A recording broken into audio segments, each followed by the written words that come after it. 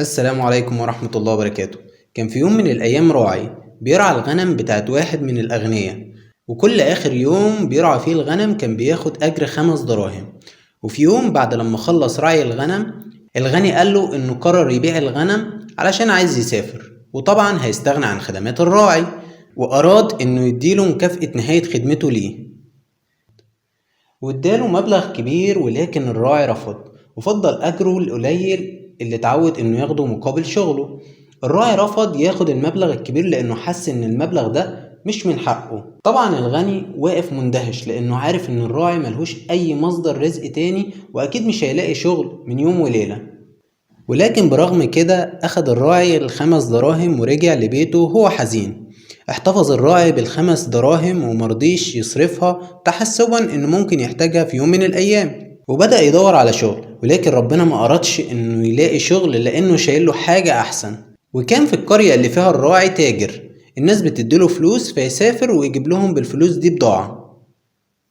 ولما جه ميعاد سفر التاجر بدأوا الناس يدوله الفلوس اللي هيشتري لهم بيها البضايع اللي هم عايزينها. فكر الراعي انه يديله ال5 دراهم، يمكن يعرف يشتري له اي حاجة تنفعه لبداية تجارته. فضل الراعي واقف بعيد لحد ما كل الناس ادت التاجر الفلوس اللي هيشتري لهم بيها بضاعة. ولما مشيوا الناس راح الراعي للتاجر واداله ال5 دراهم.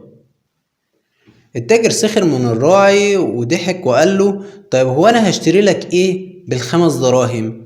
الراعي قال له: خدها، واي حاجة تلاقيها ب5 دراهم هاتها. استغرب التاجر وقال له: انا بشتري بضاعة غالية لتجار كبار، وما اعتقدش ان ممكن الاقي حاجة بتتباع ب5 دراهم.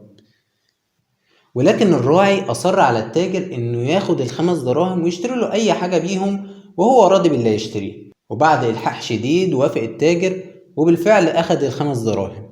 مش التاجر في تجارته بدأ يشتري للناس البضايع اللي طلبوها منه. ولما خلص بدأ يراجع حساباته، فما تبقاش معاه غير ال5 دراهم اللي هي بتاعة الراعي. دور على اي حاجة ممكن يشتريها ب5 دراهم، لكنه ملقاش اي حاجة غير قط.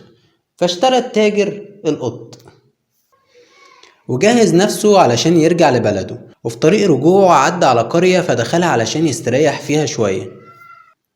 ولما دخل القرية أهل القرية لاحظوا القط اللي مع التاجر، وقالوا له إنهم لازم يشتروا القط ده حتى لو هيدفعوا وزنه ذهب. فطلبوا منه إنهم يشتروا القط وألحوا عليه. ولما سألهم عن السبب قالوا له إنهم بيعانوا من كتر الفئران اللي بتاكل محاصيلهم ومش سايبالهم أي حاجة في الزرع، وكانوا بيدوروا على قط يساعدهم في القضاء على الفئران اللي موجودة في وسط الزراعة. استغرب التاجر، ولكن لما اتأكد من كلامهم وافق التاجر إنه يبيع لهم القط بوزنه ذهب. وبالفعل اشتروا القط بوزنه ذهب. رجع التاجر بلده وادى للناس كل واحد بضاعته، لحد لما جه دور الراعي. فأخد التاجر الراعي على جنب وقال له: استحلفك بالله، قول لي سر ال5 دراهم وازاي جاتلك. استغرب الراعي من كلام التاجر، ولكنه حكاله قصته مع الراجل الغني وانه ما قبلش انه ياخد منه فلوس هو مستحقهاش. ساعتها بكى التاجر وقال له: ربنا عوضك باللي احسن، لانك رضيت بالرزق الحلال ومرضتش تاخد حاجة زيادة عن حقك. وحكاله قصة القط والقرية واداله الذهب بتاعه. خلاصة الكلام، احنا في اوقات كتير قلة الفلوس بتخلي النفوس تضعف، مع ان سعادة الرضا باسمة ربنا اكبر عبادة. سلام.